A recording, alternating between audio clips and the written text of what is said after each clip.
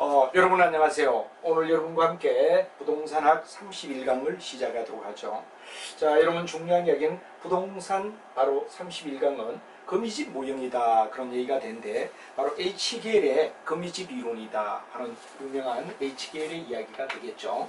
바로 이 H계열은 뭐가 되느냐 그러면 바로 시장의 균형, 바로 이때 시장의 균형 안정조건, 안정은 바로 수요와 공급을 얘기하는 얘기가 되겠죠. 그리고 시장의 균형은 바로 가격에 대한 이야기가 될 때 가격 변동에 대하여 바로 수요와 공급이 어떻게 즉각적 반응을 갖다 일으키느냐 하는 이야기가 전개가 되는 겁니다. 근데 우리가 중요한 이야기는 바로 뭐가 되느냐, 생산 기간이 비교적 오래 걸리는 이야기, 농산물 같은 경우가 있겠죠. 이 농산물의 경우는 바로 생산을 하자마자 수확을 거두는 게 아니라 일정한 시간이 소요가 돼야만 뭐가 되느냐 그러면 생산이 일어난다. 그래서 일종의 뭐가 되느냐, 그런 그 가격에 대한 어떤 변동에 대해 즉각적 어떤 반응을 보이기는 매우 어렵다 하는 얘기가 되겠죠. 그래서 건설업, 그래서 우리가 농산물이 있고 이 또 건설업에도 역시 어떻게 되죠? 바로 우리가 가격이 높다 그래가지고 물건을 갖다가 많이 생산을 한다, 또 집을 많이 짓는다 이라면 가격에 폭락이 일어나는 현상을 유도할 거다 이거죠. 그래서 이런 이야기 때문에 바로 적용하는 것을 이거는 곤란하다 이런 말이 되겠죠. 뭐와 뭐가, 농산물과 건설업 이 두 가지는 즉각적 어떤 반응, 우리가 마치 물건을 만들어내가 생산 기간이 짧은 문제일 것 같으면 바로 가격에 대비하여 수요와 공급이 바로 반응을 일으키는데 시차가 있다는 얘기가 되겠죠.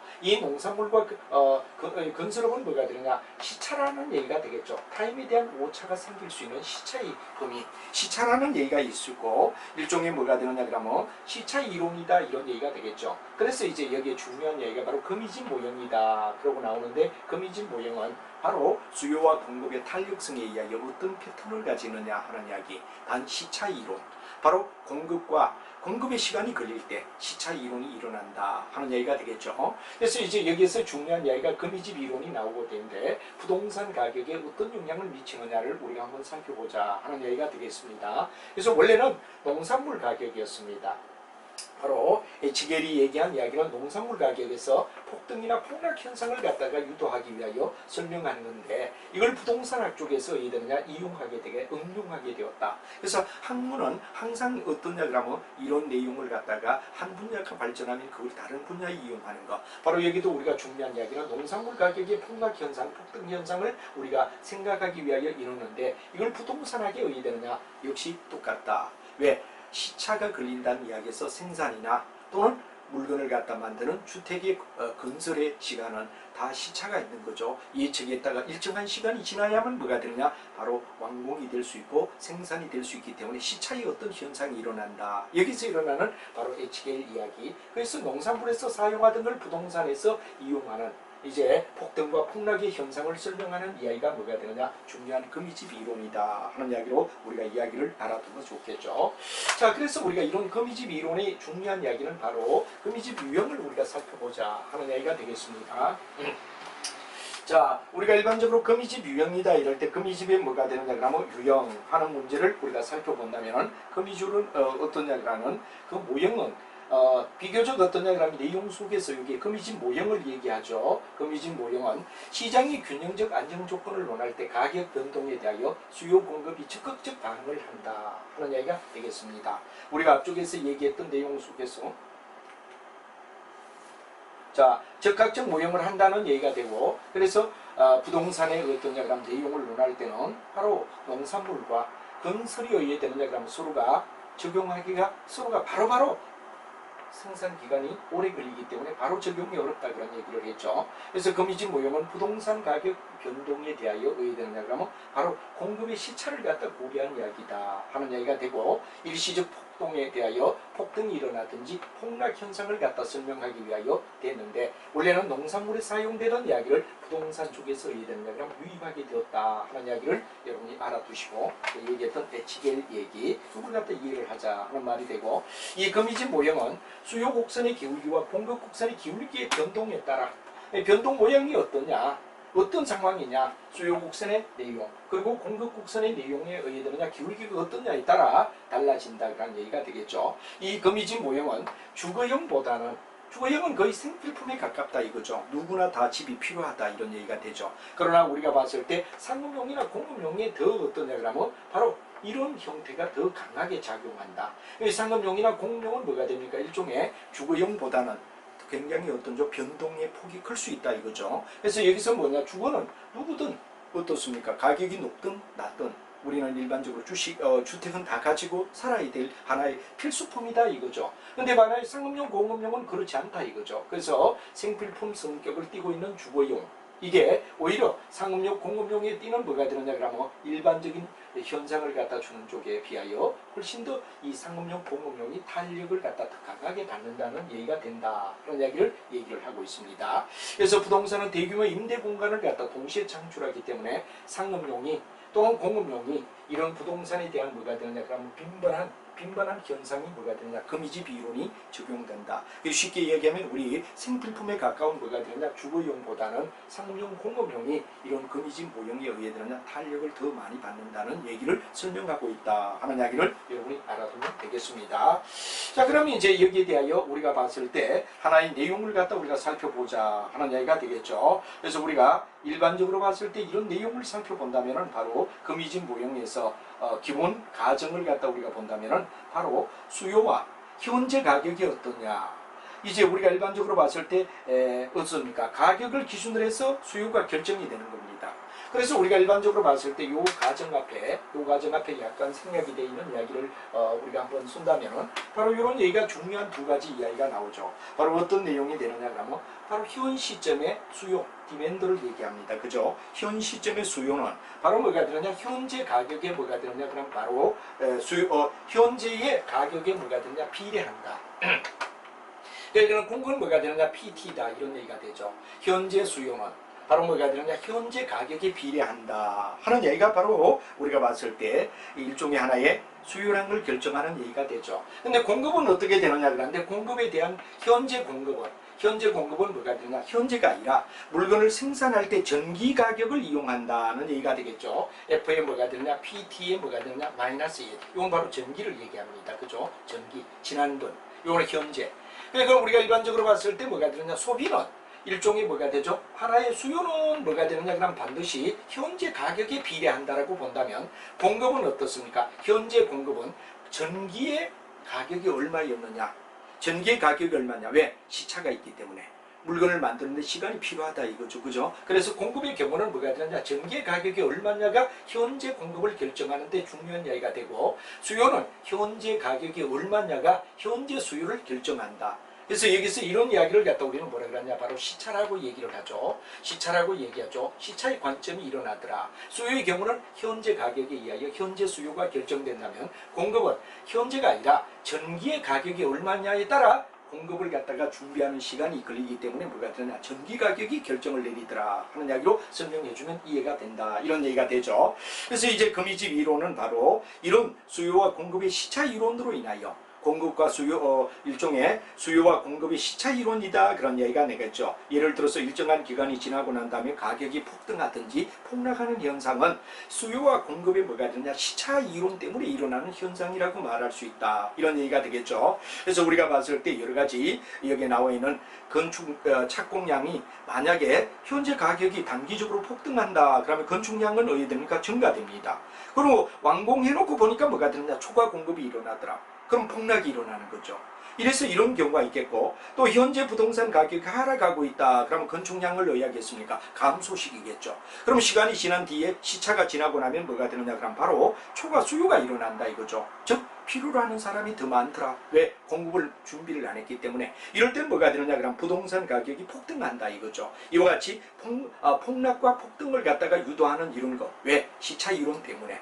즉 생산을 하는데, 공급자가 생산하는데 시차에 대한 어떠냐 그러면 이론 때문에 어디 되느냐, 이런 차질을 빚는 걸 갖다 우리는 얘기하고, 이런 시차 이론의 이야기, 시차 이론은 반드시 농산물이나 부동산의 경우가 있는데 농산물의 이야기를 갖다 우리가 부동산 쪽에 끌어이었다. 이런 이야기가 바로 여러분이 잘 알고 있는 HGL의 거미집 이론이다 하는 말을 여러분이 아시면 되는 거죠. 그래서 거미집 모형을 갖다 우리가 살짝 한번 보자 하는 이야기를 갖다 쓴다면 여기서 굉장히 중요한 거미집 모형을 갖다 우리가 한번 보자 하는 이야기가 됩니다. 이 공급은 어디에 되느냐 그러면 우리가 봤을 때 공급과 수요 이야기를 갖다 놨는데 공급을 갖다 45도로 어디에 되느냐 그러면 일단 기준을 잡아서 우리 어떻게 되느냐 공급선을 갖다 우리는 일반적으로 뭐가 되느냐 공급선을 갖다가 똑같은 45도 정도의 기울기를 주자 이거죠. 그러면 이제 여기에 대하여 뭐가 되느냐 수요가 어떠냐에 따라 우리가 각각 달라진데 예를 들어 수요가 맨 먼저 30도 정도 미약되다가 그 다음에 예를 들면 좀 더 올라가서 예를 들면 그러면 한 45도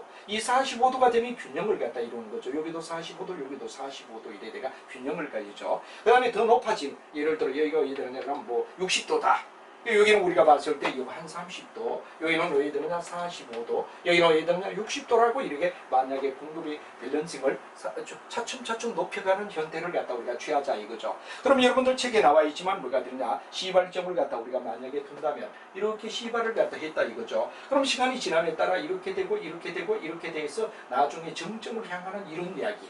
바로 수요의 탄력성이 공급의 탄력성보다 크다면 왜 우리가 봤을 때는 일종의 뭐가 되죠? 하나의 공급이 30도다. 여기도 공급이 여기 되면 45도다. 여기는 바로 우리가 봤을 때 수요죠. 수요가 이야기가 되고 이때 우리가 예를 들면 수요의 변동이 30, 45, 그 다음에 60 이렇게 됨에 따라 왜 되느냐 그러면 수요의 탄력성과 공급의 탄력성이 각각 달라져서 이 경우는 뭐냐 그러면 우리가 봤을 때 수렴 한 0점을 갖다 향하여 수렴한다. 이런 식으로 우리가 얘기하고 여기는 왜 되죠? 균형을 가져버리는 하나의 발산 순환을 갖다 얘기하는 거죠. 순환. 바로 똑같은 규격을 가지면서 똑같이 나가서 계속 뱅뱅 돈다는 이야기. 이때는 수요와 공급의 탄력성이 같을 때를 얘기한다. 이런 얘기가 되죠.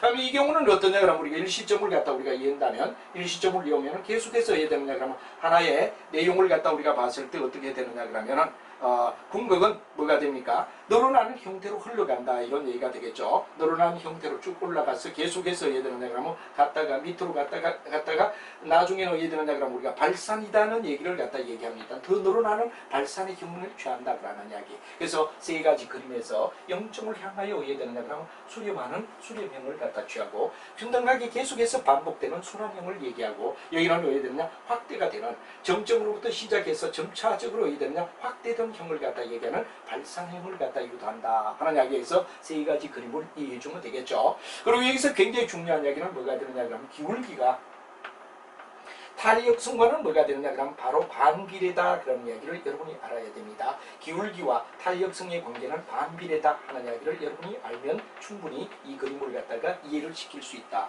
뭐 선생님은 설명하며 또 그림이 이렇게 칠판 보자니 약간 이야기지만 여러분들은 기울기와 탄력성의 관계는 뭐가 되느냐 반비례한다는 개념을 알면 충분히 이해가 되리라 생각하는 겁니다. 그래서 여기서 하나의 정점을 향하여 수렴을 가는 경우 그 다음 뭐가 되느냐 그러면 우리가 순환에서 반복되는 경우 그리고 뭐가 되느냐 그러면 계속해서 예를 들면 그럼 바깥으로 늘어나는 발산의 경우를 갖다 얘기한다. 발산의 경우를 갖다 우리가 확대시키는 발산의 경우를 연결하는 그림. 여기서부터 쭉 이렇게 내서 바깥으로 나가는 발산의 유형. 이런 얘기가 된다라는 이야기를 여러분이 알면 된다 하는 이야기를 그림을 이해하시면 될 것 같습니다. 자 이렇게 해서 우리가 뭐가 되느냐 항상 농산물과 이 일종의 주거인 뭐가 됩니까? 주택은 시간의 차이의 이야기요. 바로 수요와 공급이 동시에 일어나는 시차가 짧은 게 아니라 시차에 대한 뭐가 되느냐 차이가 많다 보니까 항상 이런 폭락과 폭등을 갖다 가져오는 경우가 많고 이제 거의 대다수가 수렴형이냐 아니면 발산형을 갖다 나타내는 이야기가 있다 하는 이야기이기 때문에 그 점을 이해를 하며 여기는 시차 이론 때문에 그렇다. 원래 농산물에서 사용했던 걸 부동산 쪽으로 영입시켰다는 이야기로 연결해 주면 된다 하는 이야기로 설명을 드리겠습니다.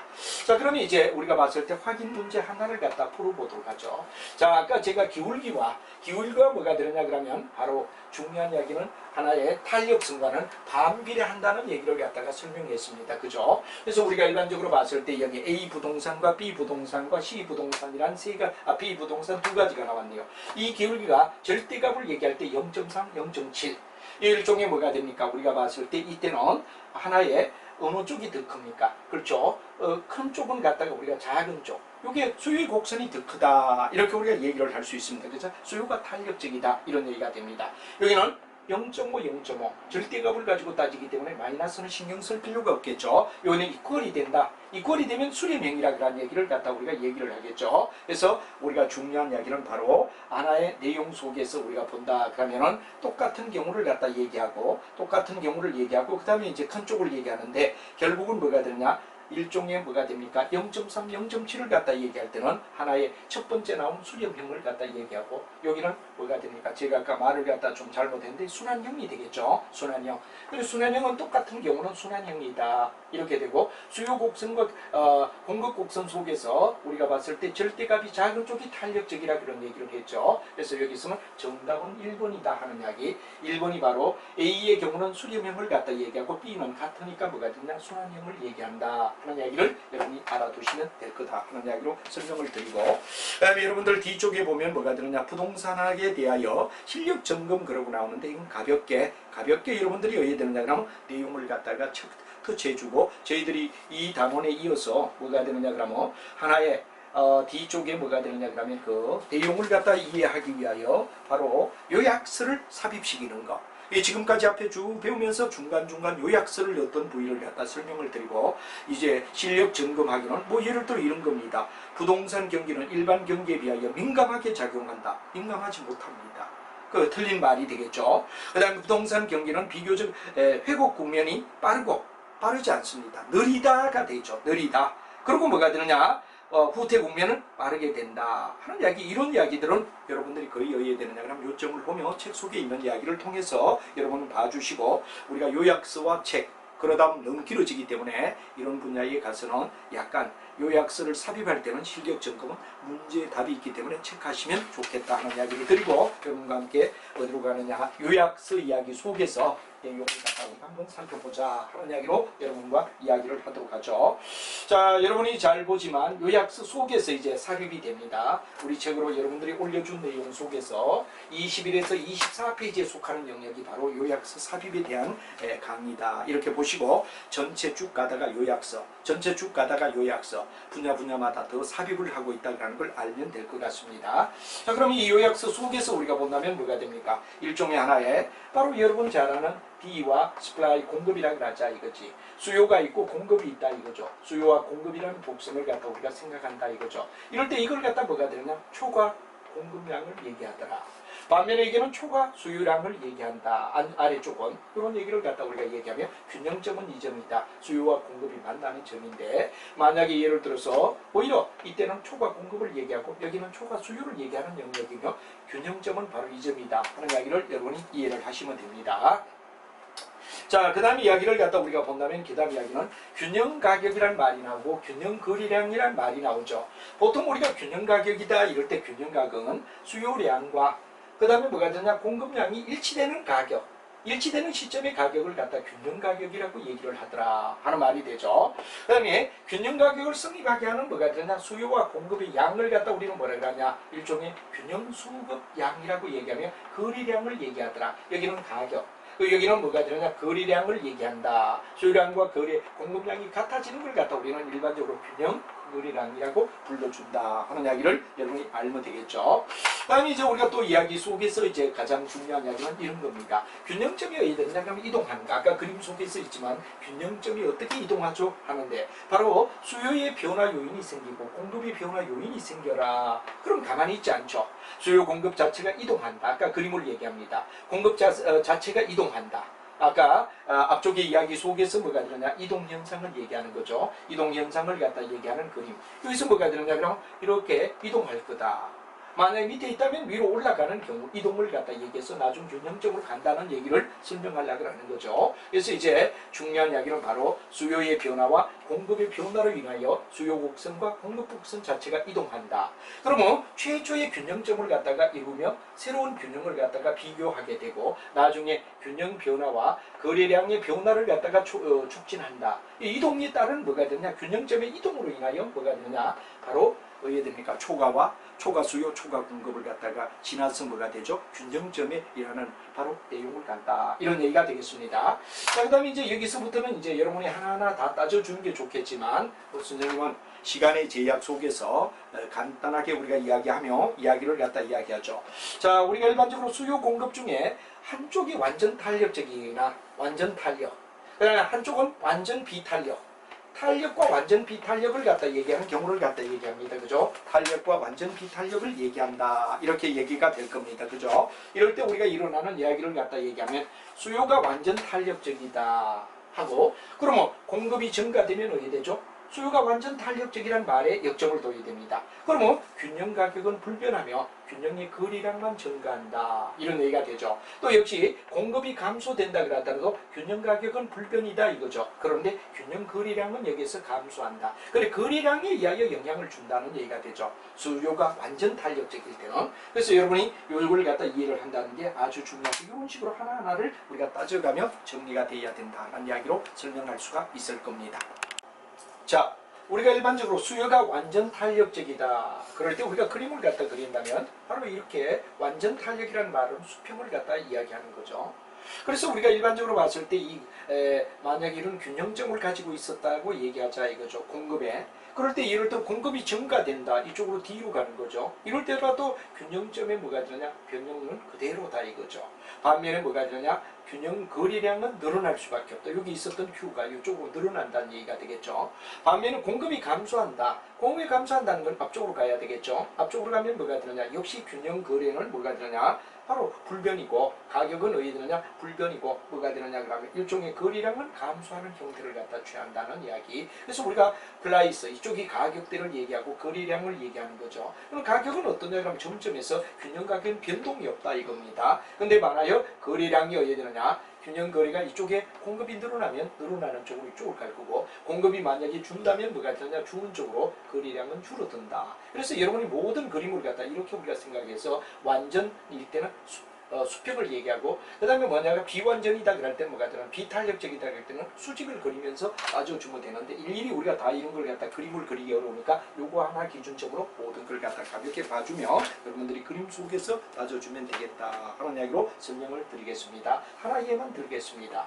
그럼 이번에 두 번째 이야기는 뭐냐? 수요가 완전히 비탄력적이다. 완전 비탄력적일 때는 이런 이야기가 뭐가 되느냐? 이렇게 될 경우를 얘기하죠. 이때는 공급이 증가되면 뭐가 되느냐? 균형 가격은 하락하고 그 다음에 균형 거래량은 뭐가 되느냐? 거래량은 어디 되느냐? 그럼 불변이다. 거래량은 불변이다. 이런 얘기가 되죠. 그럼 증가될 때는 뭐가 되느냐? 가격이 하락이 되고 만약 공급이 감소되게 되면 가격은 올라간다. 이런 얘기가 되고 이때는 우리가 수직을 갖다 그리면서 이야기를 그리면 충분히 D를 갖다가 옆에 바로 수요 이야기를 갖다 얘기하는 거죠. 자, 공급은 거꾸로 이해되느냐? 그럼 공급은 이쪽 선을 갖다 얘기하는데 이걸 갖다 우리가 봤을 때 수직으로 할 거냐 아니면 수평으로 할 거냐에 따라 역시 이런 형태로 바로 균형 가격은 불변입니다. 그러나 거래량은 증가되고 감소된다 하는 이야기가 되고 비탄력이 될 때는 역시 우리가 봤을 때 거래량은 불변이다 이거죠. 그러나 균형 가격 상승 하락을 가져온다. 그림을 그리며 우리가 따져주면 됩니다. 아까처럼. 자, 이렇게 가볍게 우리가 치고 나가고 수요가 변할 때 공급의 탄력성에 따른 어떤 약간 변화를 갖다 얘기할 때 이때는 거꾸로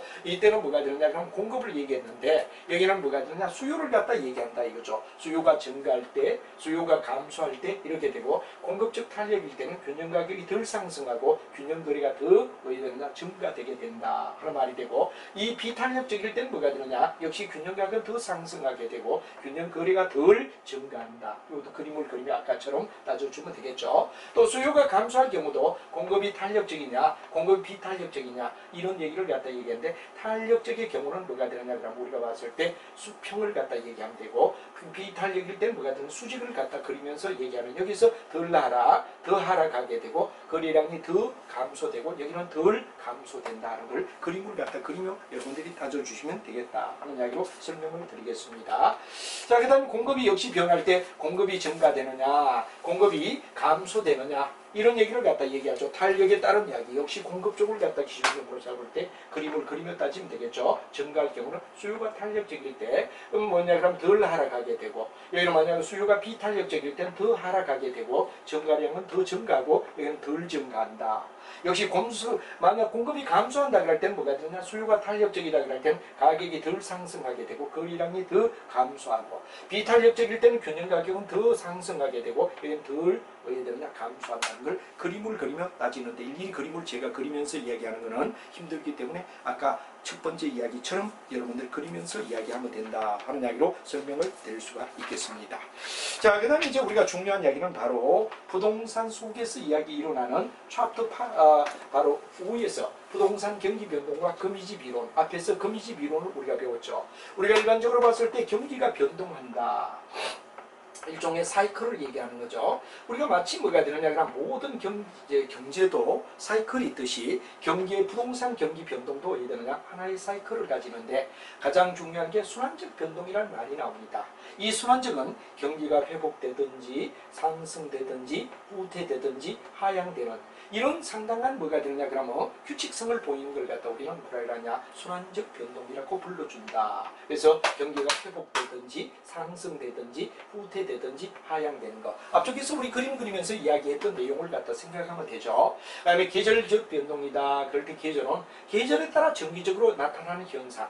예를 들어 봄철에 이사를 많이 한다. 그럼 주택도 왜 되느냐? 그때는 수요가 더 늘어나는 현상을 갖다 유도하겠죠. 여름보다는. 이와 같이 계절적 어떤 변동이 있을 수 있다 하는 말이 되고, 그다음에 장기적 변동이다. 그런데 장기적 변동은 일반적 경제가 뭐 나아가는 방향.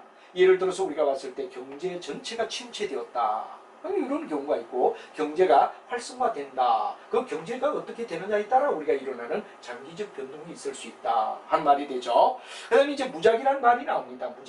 무작위는 여러분 잘 알지만 불규칙적이다 또는 우발적이라는 얘기를 갖다 쓰죠. 예를 들어 전쟁이 일어났다, 지진이 일어났다, 뭐 이런 것 같으면 상당한 혼란이 일어나는 이런 경우는 바로 우발적이다 얘기죠. 예기치 못한 돌발 사태로 일어나는 거, 지진이 일어났다, 또 아니면 홍수가 일어났다, 아니면 급격한 정책에 의해 변동을 유도한다. 이럴 때는 바로 무작위, 바로 경기 변동에 따른 이야기, 순환적, 규칙적인 이야기를 얘기하는 겁니다. 그래서 정상적 규칙을 얘기할 때 순환이다. 계절에 따라 달라지는 거, 계절적 변동. 그 다음에 경제가 나가는데 전체적인 전반적 방향을 의미하는 거, 장기적인 입장. 보통 이 경기의 변동 사이클은 뭐가 됩니까? 길 때는 40년, 30년 이렇게 바라보는 학자도 있다 이거죠. 무작위는 돌발적 변수를 갖다 얘기할 때, 그래서 이런 것들이 하나의 부동산 경기 변동에 영향을 주는 순환 규칙적인 거, 계절에 따른 거, 3, 40년. 그럼 무작위는 불규칙적인 우발적인 변동에 의하여 일어나는 이야기들, 그런 것들이 경기 변동에 영향을 준다 하는 이야기를 여러분이 알면 됩니다.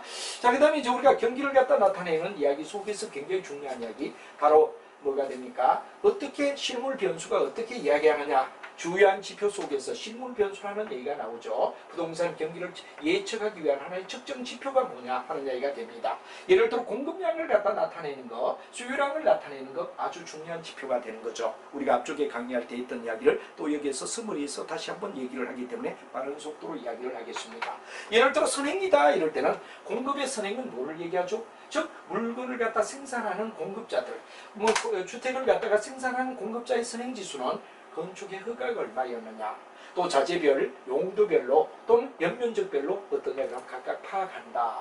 그럼 자재가 얼마나 소유가 되었고 용도별로 어떻게 되느냐, 면적별로 어떻게 되느냐 하는 걸 갖다가 선행지표로 이미 미리 포켓팅할 수 있다 이거죠. 허가 난 내용, 허가에 대하여 보면은 건축 허가가 얼마 나느냐를 갖다 보면 미래에 얼마만큼 생산될 것이다 그런 걸 알 거 아니냐 하는 게 공급 지표, 즉 건축량을 얘기한다. 자, 동행은 뭐가 되느냐, 현재를 얘기하는 거죠. 얼마만큼 착공되느냐, 현재를 얘기하는 거죠. 자, 후행은 뭐가 되느냐 그럼 여러분 잘 알지만 뭐가 됩니까? 후행은 미래를 얘기하는 거죠. 건축의 완공량을 얘기하는 이야기다. 얘는 착공, 여기는 완공, 허가. 그래서 허가는 우리가 봤을 때 예측하는 포켓팅을 얘기하는 선행이 되고, 동행은 착공을 얘기하는 이야기가 되고, 후행은 완공을 얘기하는 이야기다 하는 이야기를 한번 체크하면 될 것 같습니다. 그 다음에 수요에 대한 지표는 뭐가 되느냐, 거래량은 등기, 얼마만큼 등기를 갖다가 거래가 일어나느냐는 등기를 갖다 보면 안 되고 취득세를 얼마만큼 납부했느냐, 취득세를 얼마나 납부했느냐 이걸 보게 되면 바로 거래량을 갖다 우리가 폴캐스팅할 수 있겠죠. 그 다음에 택지 분양 실적이 어떠냐, 분양 실적을 보면 우리가 알 수 있다. 이건 바로 수요 쪽의 입장이고 여기는 공급 쪽의 입장이다. 이렇게 우리가 되겠죠. 그리고 이제 여러 가지 보조 지표는 부동산 가격이 어떻게 되느냐 하는 게 명목 변수가 될 수 있다 하는 양으로 얘기를 하면 되는 거죠. 자, 그다음 우리가 봤을 때 여러 가지 경기에 뭐가 되느냐 특징을 갖다 우리가 본다면은 경기는 부동산 경기는 뭐냐 그런데 자 일반 경기보다 2배 정도 길다 하는 이야기. 그렇게 생필품처럼 바로바로 즉각 나타나는 게 아니라 최소한 뭐가 되느냐 일반 경기 변동보다는 2배 정도 길다 시간을 갖다 요한다 이거죠. 그 다음에 진폭은 뭐냐 보통 이제 일반 경기보다는 크다 진폭이 크다 타성이 작용하기 때문이다 이거죠. 그리고 비대칭은 우경사 이제 대비 뭐가 되느냐 그러면 비대칭이다 하는 건데 바로 우쪽의 경사를 갖다 가지는 뭐가 되느냐 대칭 또는 그림 속에 나타나는 거죠. 그 다음에 주기 국면의 순간은 일정치가 않다 하는 이야기가 되고 변동은 시차의 관계가 있기 때문이다. 시차적 관계 때문에 일어나는 이야기다. 부동산은 공급과 수요의 시차 이런 문제가 있기 때문에 일어나는 이야기다 하는 이야기가 되겠죠. 또 시차적 관계에서는 보통 상업이나 공업용이 뭐가 되느냐 부동산 경기는 일반 경제 패턴보다도 대체로 해야 되느냐 일반 경기 패턴과 유치한다. 왜? 상업용 바로 공업용은 필수품이 아니죠. 예를 들어 우리가 주거용 같으면 거의 필수품입니다. 사람이 사는데 반드시 필요하기 때문에 그렇다면 여기 상업용 공업용은 일반적으로 일반 경제 패턴과 유사하다 이렇게 알아두면 되고 주거용 부동산은 어떻게 되죠? 건축 경기는 일반적 경기와는 반대로 역순환한다. 역순화적이다 이런 얘기가 되죠. 그래서 우리가 일반적으로 주거를 사는 데는 가격이 올라가든 내려가든 주택 없이 우리가 길바닥에 살 수는 없는 거 아니겠습니까? 그렇기 때문에 여기서 뭐냐 그러면 역순화적이다 이렇게 우리가 얘기하고 부동산 경기는 일반 경기에 의하여 시간적으로 해야 되느냐 그러면 뒤지는 후순환적이다. 그렇죠? 보통 경기의 변화에 의하면 마지막 뭐가 되느냐 그러면 바로 부동산이 서서히 일반 생필품으로부터 영향을 미쳐서 부동산에까지 영향을 주는 후차적인 순환 과정을 겪는다 이런 얘기가 되죠. 그 다음에 부동산 경기 변화는 하승의 기간이 길다. 그죠? 영향이 오래 간다 이런 얘기가 되고 그 다음에 부동산 경기는 요거 여러분 책에서 좀 잘못됐는데 타승 기간이 길다라고 이중되어 있는데 여러분 지역적 국지적에서 광역적 그러니까 아주 지역적인 어떤 입장이 아니라 이제는 부동산 경기 변동은 전체적으로 다 영향을 주고 한정된 국지가 아니라 전국적에 일어나는 현상이다라는 이야기. 이게 조금 여러분 스프린팅으로 나와 있는 부위를 고쳐주고 타승 기간이 길다, 타승 기간이 길다인데 그 두 번째 타승 기간이 길다는 이렇게 변경해 주시면 되겠습니다. 그렇죠? 그다음에 부동산 경기의 크기와 진폭은 도시와 지역마다 각각 다르다.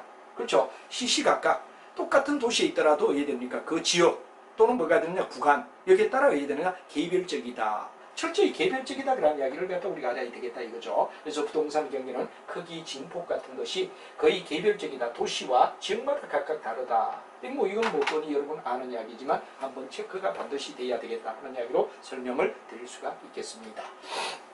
자, 우리가 일반적으로 순환적 경기 변동은 4가지가 있다 그러는데 이것도 역시 우리 앞쪽에 우리가 강의할 때 배웠던 이야기에 반복이 되고 정리가 된다 하는 이야기로 여러분께 설명을 할 수 있겠네요. 한번 가만히 보면 경기 변동에 따라 우리가 4가지를 갖다 얘기하는데 4가지가 어떠냐 하는 이야기를 먼저 살펴보도록 하죠.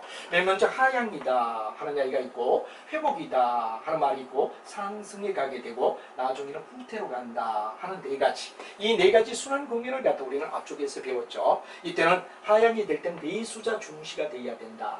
그리고 과거 사례나 현재 새로운 가격에 바로 상한실이며 공실이 어디 되느냐? 공실률이 최대가 된다. 하향하니까. 그래서 이제 여기는 뭐가 되느냐? 건축허가 건수 같은 게 최소가 되는 이런 상황을 갖다 얘기한다. 이게 바로 하향의 국면이다 이거죠. 그렇기 때문에 매수자, 즉 물건 살 사람이 굉장히 귀중하기 때문에 부동산에서는 매수자를 중시할 수밖에 없다. 이런 얘기가 되겠죠. 자, 회복이 되면 매도자, 파는 사람이 중시가 되는 시점이 됩니다. 왜? 서로 팔지 않으려고 조금 더 있으면 가격이 올라가겠네 하는 개념을 가지기 때문에 매도자를 중시하고 과거 사례로 봤을 때 현재 새로운 거래를 갖다가 하는 사례 기준으로 잡고 상한선이 뭐가 되느냐 되고 공실률이 감소되고 건축허가 신청 건수가 바로 증가되는 현상을 얘기할 때는 회복기라고 얘기하더라. 이거 본 수업할 때 우리가 다 했던 이야기죠. 그 다음에 상향이 될 때는 이때는 뭐가 되느냐 매도자가 역시 어디 되느냐 중시돼야 되죠. 과거 사례 가격에서 현재 새로운 신청한 가격가 하한선이 되고 오히려 공실률이 뭐가 되냐 최소가 되고 그가 신청 건수도 최대로 늘어나는 입자의 상향의 국면을 얘기한다고 했죠. 그 다음에 이제 후퇴가 되면 이때부터는 이제 매수자가 중시가 되는 겁니다. 그렇죠? 하향 회복 상향 후퇴. 옛날의 사이클을 우리가 생각하면 되죠. 자, 그래서 과거 사례에서 현재 새로운 가격에 뭐가 되느냐 기준이 되는 상한선이 될 거고 공실률이 이때부터 늘어나기 시작하고 건축허가 신청 건수도 감소가 된다 하는 이야기로 하향 회복 상향 후퇴 이 네 가지 앞쪽에 우리 했던 이야기 교과서와 반복이 되기 때문에 한번 정리하는 순으로 우리가 서머리를 시키는 쪽으로 이야기를 하겠습니다. 그럼 안정시장이라는 말의 뜻이 뭐냐 하는 이야기인데 불황에 강한 유형의 부동산을 존재하는 시장. 이제 불황임에도 불구하고 왜 되느냐 그러면 바로 강한 유형의 부동산이 존재될 때 이걸 안정시장이라고 불러주더라 이런 얘기가 되죠. 그래서 불황이 왔음에도 불구하고 부동산 가격이 그대로 존재할 때 이때는 안정시장이다. 또 과거의 사례 가격은 현재 새로운 가격에 신뢰할 수 있을 때 그리고 과거의 사례 가격이 현재 새로운 가격에 뭐가 되느냐 바로 우리가 봤을 때 신뢰할 수 있다 하는 입장이 되면 그 시장은 안전시장을 나타내는 별 변화가 없는 안정된 시장이다라고 말할 수 있다 하는 이야기를 얘기하고 있습니다. 그죠? 다음에 아까도 말했지만 H겔의 거미집 이론 우리 그림으로 가지면서 앞쪽에서 우리가 쭉 본수업할 때 우리가 배웠습니다. 그죠? 특정 재화에 뭐가 되느냐 불균형 상태에서 균형 상태로 조정되는 이야기를 갖다 우리가 뭐가 되느냐 바로 거미집 이론이다. 이렇게 돼서 동태적이다 이렇게 되죠. 즉 정태 반대로서 항상 움직임을 가지기 때문에 우리는 봤을 때 뭐가 되느냐 H겔의 거미집 이론을 불균형 상태에서 균형 상태로 가는 과정을 얘기하는 동태적 변화의 분석이다 이렇게 되죠. 그 다음에 가정은 금계 수요량은 뭐가 되느냐 금기 가격의 함수다 이렇게 되고 그 다음에 금계 공급량은 뭐가 되느냐 전기 가격의 뭐가 되느냐 함수다 이렇게 된 전제 조건이 이루어질 때 이건 뭐가 되느냐 바로 여러분 자, 그러니까 금기의 수요는 현재 가격이 얼마냐? 즉 집을 사겠다는 사람은 현재 가격이 중심이다 이거죠. 반면에 공급, 즉 주택을 짓는 사람 건설업자는 전기의 가격이 오르면 현재 많이 지을 겁니다. 그죠? 전기의 가격이 낮았다 그러면 현재 별로 짓고 있지 않는 상태가 될 거다. 그렇기 때문에 요거는 시차. 이런 시차를 갖다 가진다. 즉 소비자인 뭐가 되느냐? 수요의 이야기는 뭐가 되느냐? 일종의 하나의 디맨드 입장은 뭐가 되느냐? 바로 금기. 바로 현재의 뭐가 되느냐? 그럼 가격. 현재 시점의 가격에 영향을 갖다 준다. 그런 얘기가 되죠. 그래서 우리가 일반적으로 봤을 때 이거 P, T 이렇게 우리가 보통 많이 쓰죠. 근데 여기는 뭐가 되느냐? 공급량은 오히려 공급량에 대한 이야기는 공급량 스프라이는 뭐가 되느냐? 그러면 바로 지난번 가격이 얼마였느냐? 지난번 가격이 얼마였느냐? 요 PT에 뭐가 되죠? 마이너스 2. 전기의 가격의 함수다. 이거 역시 본수업할 때 우리가 했던 이야기가 되기 때문에 중복되고 있다는 얘기가 되죠. 그 다음에 이제 수렴형이다 그러면 안정적을 갖다가 얘기하는 바로 수요 곡선의 기울기가 공급 곡선의 기울기보다도 절대값보다도 작아 공급 곡선이 더 클 때 충분하다 이거죠. 이럴 때는 수렴이 된다. 그래서 가격의 탄력성이 바로 공급의 탄력성보다 크다. 이런 얘기가 되고 수요보다 공급이 더 탄력적인 경우 바로 수탄이 된다는 얘기를 갖다 얘기하는 거 알아두면 되겠죠. 그럼 발산형은 뭐가 되느냐? 그럼 수요의 기울기와 절대값이 오히려 공급 곡선의 기울기보다도 절대값보다도 크다. 수요가 더 크다. 이런 얘기가 되겠죠. 이럴 때는 뭐가 되느냐? 가격의 탄력성, 수요 가격 탄력성보다는 공급의 탄력성, 탄력성과 기울기는 반대다 이래 되죠. 알아두시고 그 다음에 공급이 수요보다 왜 되느냐? 그럼 더 탄력적인 경우가 되기 때문에 공탄발이라고 우리가 불러준다. 이런 얘기가 되겠죠. 발산입니다. 이렇게 됩니다. 그래서 바로 공급이 더 클 때는 공급이 탄력적일 땐 발산이다. 이런 얘기를 갖다 공탄발이라고 외워주면 된다 이거죠. 여기는 뭐가 되죠? 그렇죠. 우리가 봤을 때 수요보다 공급이 더 해야 되느냐? 그럴 때는 수탄수라고 얘기를 했습니다. 그죠? 그래서 이때는 수렴이라는 얘기가 되죠. 수요가 탄력적일 때는 수렴이다. 이런 얘기에서 수탄수라고 얘기를 하고 그다음에 여기는 뭐가 되느냐? 바로 공급이 수요보다 더 탄력일 때는 공탄발이라고 얘기하더라. 공급이 더 크고 탄력적이며 바로 발산형을 얘기한다. 이런 얘기가 되겠죠. 그다음에 수요의 기울기와 절대값의 기울기와 공급의 기울기가 절대값이 같다 이럴 때 이퀄리즘이 될 때는 뭐가 되죠? 순환이 된다 하는 이야기로 여러분이 알아두면 되겠죠. 그래서 수요의 가격 탄력성과 공급의 탄력성이 같을 때는 뭐가 되느냐? 순환형을 갖다 취한다 그러는 이야기. 공탄발. 바로 공급이 더 탄력적일 때는 뭐가 되느냐? 발산형이다. 알아두시면 좋겠고 여기는 뭐가 되느냐? 바로 일종의 수요의 탄력성이 공급보다 클 때 더 탄력적일 때는 뭐냐? 바로 수렴이다 하는 이야기. 수렴형, 수탄수라고 외워주면 된다 하는 이야기를 여러분이 알면 된다는 얘기로 설명을 하도록 하겠습니다. 하죠. 자, 이렇게 해서 여러분과 함께 같이 우리 책에 있는 이야기, 본 수업에 했던 이야기는 속도를 제가 내며 자꾸 이중적 설명을 하지 않고 한번 정리했다는 이야기를 드리고 가끔 가다가 본 수업 속에서 우리가 요약된 내용집을 같이 드리면서 삽입 시기는 형태로 취하겠다라는 이야기를 드리며 여러분과 함께 최선을 다하는 강의가 진행될 수 있게끔 노력하겠다라는 이야기를 드리겠습니다. 여러분 수고했습니다.